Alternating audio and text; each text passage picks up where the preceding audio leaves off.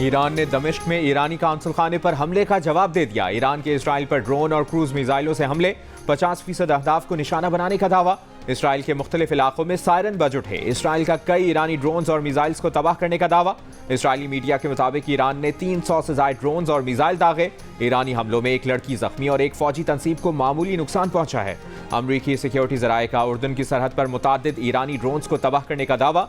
उर्दन के जेट तैयारों ने भी शिमाली और वस्ती उर्दन से इसराइल की तरफ जाते दर्जनों ईरानी ड्रोन्स मार गिराए। बरतानिया ने भी कई जंगी और रीफ्यूलिंग टैंकर तैयारे खित्ते में भेज दिए। बरतानी हुकूमत के मुताबिक तैयारों को फजाई हमले रोकने के लिए भेजा गया है। इसराइल की दरखास्त पर अक़वाम मुत्तहिदा की सलामती काउंसिल का हंगामी इजलास आज तलब। इजलास पाकिस्तानी वक्त के मुताबिक रात 1 बजे होगा। इसराइल का ईरानी हमले पर सख्त जवाबी कार्रवाई करने का ऐलान। इसराइली सिक्योरिटी काबीना ने जंगी काबीना को ईरानी हमले पर रद्द अमल देने का इख्तियार दे दिया। इसराइली वजीर आजम का कहना है ईरानी हमलों का मुंह तोड़ जवाब देंगे। ईरानी ड्रोन्स हमलों के बाद इसराइल ने multi air defence system launch कर दिए। इसराइल ने ईरानी हमले से महफूज रहने के लिए आयरन डोम भी लॉन्च किया। मगरबी किनारे और मकबूजा बैतुल मकदस के आसमान पर कई ड्रोन्स को मार गिराया गया। ईरान पर जारहाना ऑपरेशन में हिस्सा नहीं लेंगे। अमरीकी सदर जो बाइडन ने इसराइली वज़ीर आज़म नेतन्याहू को साफ साफ बता दिया। इसराइल पर ईरानी हमले के बाद अमरीकी वज़ीर दिफा लॉयड ऑस्टिन का इसराइली हम मनसब से टेलीफोनिक राब्ता। कहा, इसराइल ईरान पर किसी भी जवाबी कार्रवाई से पहले हमें बताए। व्हाइट हाउस से जारी एलामिया में कहा गया कि इसराइल के दिफा के लिए अमरीकी फौज ने पिछले हफ्ते हवाई जहाज और बैलिस्टिक मिसाइल डिफेंस डिस्ट्रॉयर्स को खित्ते में मुंतकिल किया था, जिनके जरिए इसराइल की तरफ आने वाले ड्रोन्स और मिसाइल्स गिराने में मदद मिली।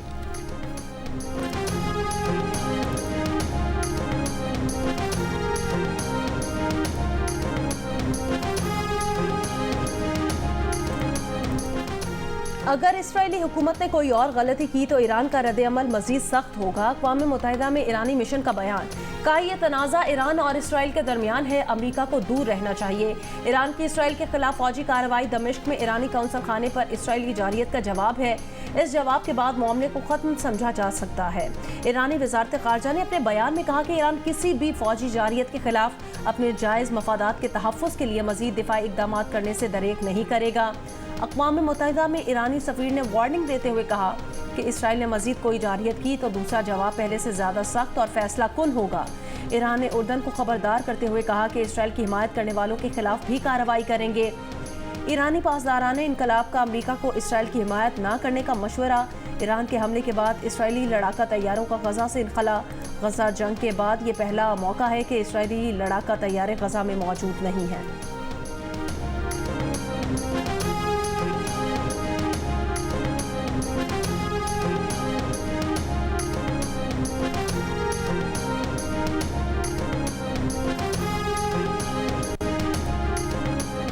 ईरान और इसराइल के दरमियान महाज़ाराई का जायजा ले रहे हैं। पाकिस्तान को मशरिक़ वस्ता की सूरत हाल पर गहरी तशवीश है।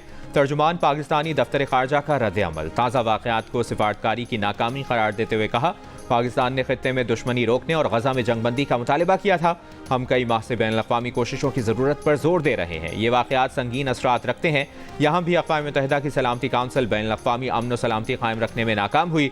सूरत हाल मुस्तहकम करने और अमन की बहाली की अशद ज़रूरत है। फ़रीक़ैन तहम्मुल से काम लेते हुए कशीदगी कम करने की जानिब बढ़े।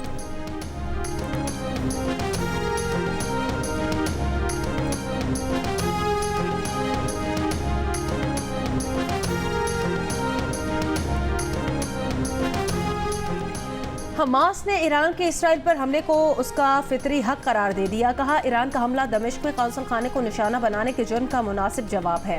अरब मुल्कों, मुसलमान कौम और खित्ते की मुज़ाहमती क़ुव्वतों से अल-अक़सा फ्लड के लिए हिमायत जारी रखने की भी अपील।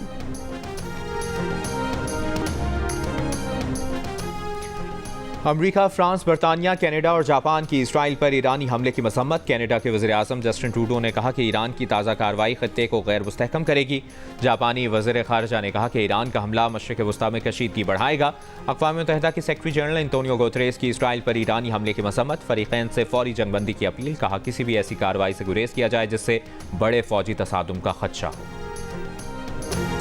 चीन का इसराइल पर ईरानी हमले से पैदा कशीदगी पर शदीद इजहार तशवीश। सलामती काउंसिल की इसराइल हमास जंगबंदी के लिए करारदाद पर फौरी अमल करने पर जोर।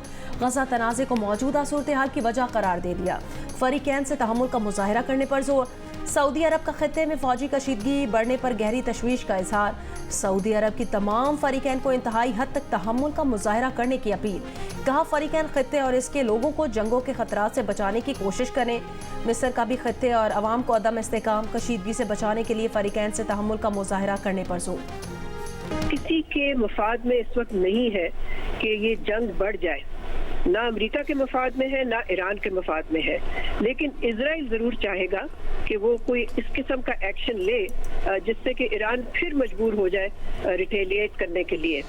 अमेरिका की तरफ से भी मैं समझती हूँ कि जो पैगाम जा रहा है इजरायली वजीर आजम को वो यही है कि वो रिस्ट्रेंट शो करे और वो कोई ऐसा कदम ना ले जिससे कि जंग और बढ़ जाए।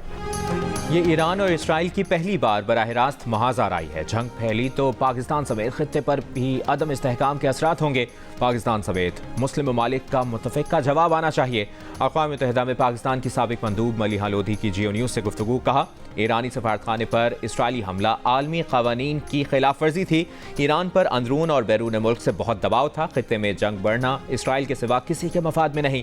सऊदी अरब या कोई और मुल्क जंग में इजाफा नहीं चाहेगा। सिफारती सतह पर कुछ कोशिशें हो रही हैं कि इसराइल को मजीद एक्शन से रोका जाए। सीनियर सियासतदान मुशाहिद हुसैन सैयद ने कहा कि तनाज़े की जड़ फ़लस्तीनी तनाज़ा है। पाकिस्तान सीज़ फायर का मुतालबा करे। ईरान ने बता दिया कि इसमें जवाबी कार्रवाई की हिम्मत है। ईरान पहला मुसलमान मुल्क है जिसने इसराइली जारियत पर जवाबी कार्रवाई की। पाकिस्तान को ईरान के साथ खड़ा होना चाहिए। अमरीका मशरिक़ वस्ता में नई जंग और सियासी सिफारती फ़ौजी लिहाज से जंग का मुतहम्मिल नहीं हो सकता। इसराइल के साथ खित्ते में कोई खड़ा नहीं होगा।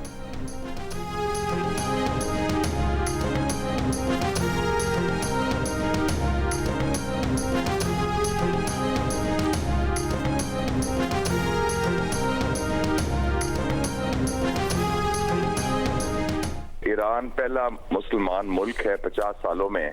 1973 की अक्टूबर जंग के बाद जिन्होंने हिम्मत और हौसला किया कि उन्होंने इजरायली जारियत का एक जवाबी कार्रवाई की। ईरान में वो कुव्वत है, वो हिम्मत है, वो सलाहियत है कि वो इजराइल के बराह रास्त जवाबी कार्रवाई कर सकता है। बाइडन जो है एक नई जंग मशरिक़ी वस्ता में अफोर्ड कर ही नहीं सकता, ना फौजी लिहाज से, ना सियासी लिहाज से, ना सफारती लिहाज से। सब दुनिया एक तरफ खड़ी होगी, इजराइल के साथ कोई नहीं खड़ा होगा। ईरान इसराइल कशीदगी के बाद कई मुल्कों ने तल अवीव के लिए अपनी परवाज़ों का रुख मोड़ दिया। ईरानी हमले के चंद घंटों बाद ही इसराइल ने अपनी फ़ज़ाई हुदूद दोबारा खोल दी। उर्दन, लबनान और इराक ने भी अपनी फ़ज़ाई हुदूद दोबारा खोल दी।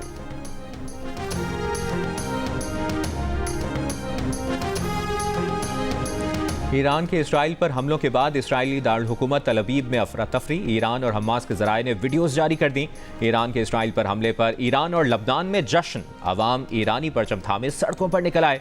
अवाम का ईरान के हक में और इसराइल के खिलाफ नारे।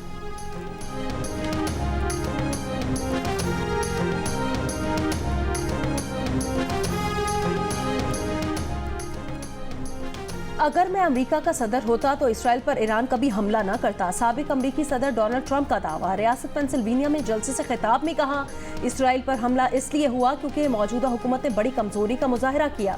इस मामले में मौजूदा हुकूमत ने जो कमजोरी दिखाई है वो नाकाबिले यकीन है।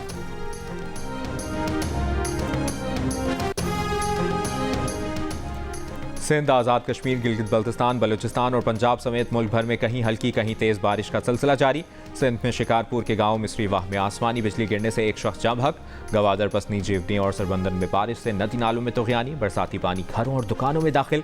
Makran coastal highway Prince of hope के मकाम पर ट्रैफिक मुअत्तल। आज़ाद कश्मीर में मूसलाधार बारिश से दरियाए नीलम, जागरान, सरगन, शूटर नदियों में पानी की सतह बुलंद हो गई। पहाड़ों पर बर्फबारी का सिलसिला भी जारी।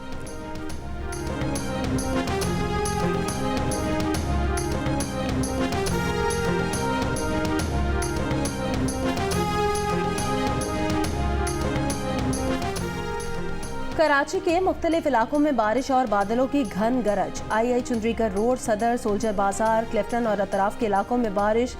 मलीर हॉल्ट, रफ़ाए आम में भी गरज चमक के साथ हल्की बारिश। महकमा मौसमियात के मुताबिक शहर में वक्फे से कल तक हल्की बारिश जारी रहने का इम्कान है। मगरबी हवाओं का दूसरा सिलसिला 17 अप्रैल को बलूचिस्तान से कराची में दाखिल होगा, जिससे तेज़ बारिश मुतवक्किल है।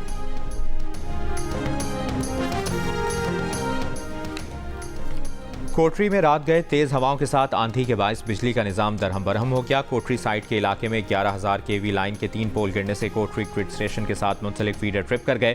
कोटरी साइट और सिटी में सुबह 6 बजे से बिजली की फराहमी मुअत्तल। हेस्को तर्जुमान के मुताबिक मुतासरा इलाकों में मुतबादिल ज़राए से बिजली फराहमी की कोशिश जारी है।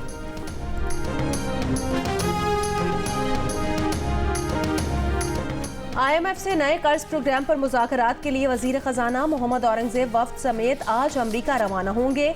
MD IMF क्रिस्टलिना जॉर्जीवा से मुलाकात का इम्कान। मुज़ाकरात आइंदा हफ्ते शुरू होंगे। वज़ीर ख़जाना मौशी टीम के हमरा IMF और आलमी बैंक के सालाना इजलास में भी शरीक होंगे। IMF की MD ने कहा था कि पाकिस्तान IMF के साथ प्रोग्राम कामयाबी से पूरा कर रहा है। पाकिस्तान की मईशत कदरें बेहतर कारकर्दगी का मुजाहरा कर रही है और इसके ज़रिए मुबादला ज़खायर में इजाफा हो रहा है।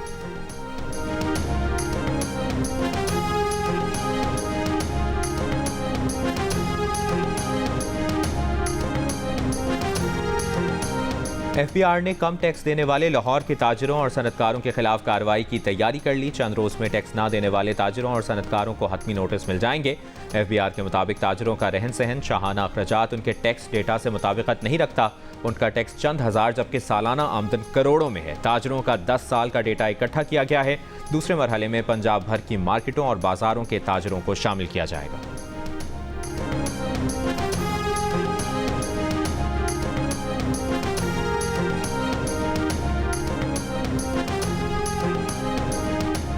चकवाल में बेटी की पैदाइश पर शौहर ने छुरी के वार करके बीवी को कत्ल कर डाला। मुकदमा दर्ज, मुलजिम आलाए कत्ल समेत गिरफ्तार।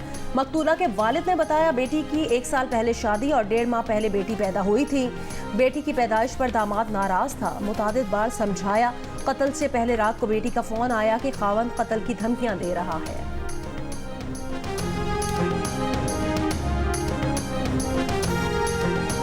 नवासी फीसद पाकिस्तानी शहरी बीवियों पर शौहरों के तशद्दुद के मुखालिफ। कहा बीवी पर हाथ उठाना या किसी भी किस्म का तशद्दुद करना काबिल कबूल नहीं। अलबत्ता 9% ने इस अमल की हिमायत की और बीवी पर शौहर के तशद्दुद को दुरुस्त कहा।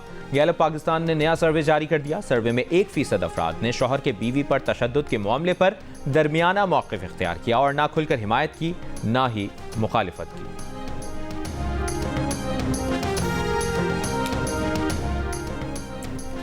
बानी चेयरमैन पाकिस्तान पीपल्स पार्टी जुल्फिकार अली भुट्टो की बरसी आज गड़ी खुदाबख्श में पीपल्स पार्टी का जलसा होगा।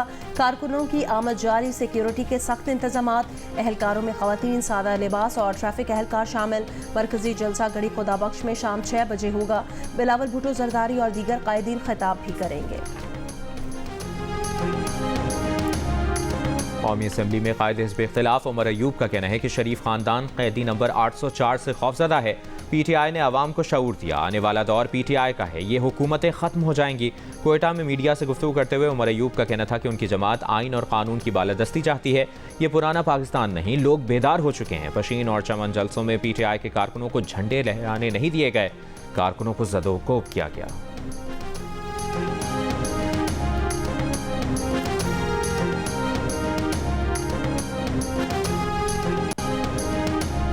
गजा में इस्राएली फौज के हमले जारी। दीर अल बला, गजा शहर और अल नुसैरत कैंप में बमबारी। एक ही खानदान के 25 अफराद समेत 30 से ज़ायद फ़लस्तीनी शहीद। इस्राएली बमबारी से गजा की अल क़साम मस्जिद को भी नुकसान पहुंचा। मगरबी किनारे में इंतहा पसंद यहूदी आबादकारों का फ़लस्तीनी टाउन पर धावा, 6 फ़लस्तीनी जख्मी। मुतादिद अमलाक को आग लगा दी। कनाडा की मैकगिल यूनिवर्सिटी में तलबा ने यूनिवर्सिटी की 30 इमारतों के नाम तब्दील करके इस्राएली बमबारी से तबाह होने वाले गजा के इलाकों से मंसूब कर दिए।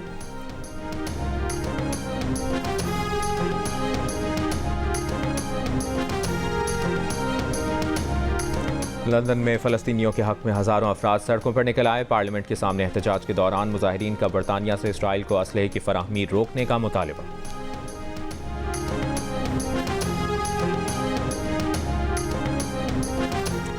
वज़ीर आला पंजाब मरियम नवाज शरीफ का कहना है बैसाखी पंजाब की मुनफरिद सकाफत की पहचान है। ढोल की थाप पर दरांती से गंदुम की सुनहरी फसल काट कर बैसाखी का आगाज़ होता है तो खुशियाँ हर सू फैल जाती हैं। पंजाब में बैसाखी मनाने के लिए आने वाले सिख बहन भाइयों को जी आयां। जनूबी वज़ीरिस्तान में गोमलजाम डैम के मकाम पर फ्रंटियर कोर की जानिब से ईद मेले का अहतमाम। दूर दराज से लोगों और सयाहों की शिरकत। नौजवान इलाकाई मौसीकी पर झूम उठे। सड़कों पर गाड़ियों की कतारें लग गई। मकामी अफराद का रक्स। ईद की खुशियाँ दोबाला हो गई।